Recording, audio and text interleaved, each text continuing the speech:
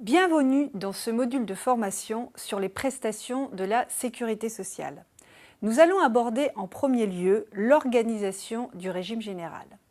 Il faut distinguer deux types d'organismes. Ceux qui collectent les ressources, les organismes de recouvrement, et ceux qui versent les différentes prestations de la sécurité sociale, les organismes dépensiers. Les organismes de recouvrement sont les URSSAF, Union de recouvrement des cotisations de sécurité sociale et d'allocations familiales. Elles ont pour mission de collecter les cotisations, prélèvements sociaux, permettant d'alimenter les différentes branches.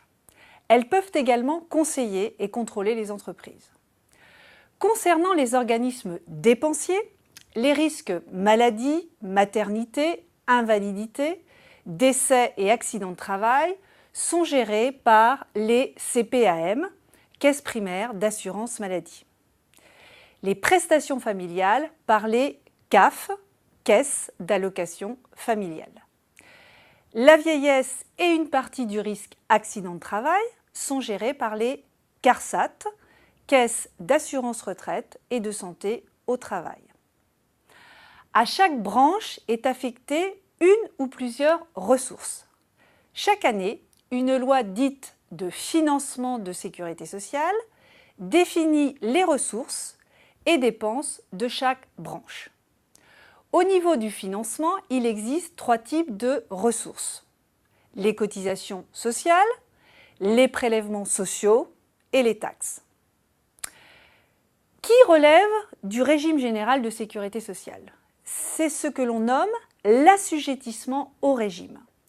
On dépend du régime général lorsqu'on est titulaire d'un contrat de travail et que l'employeur est une entreprise privée. Les contractuels de l'État relèvent également de ce régime.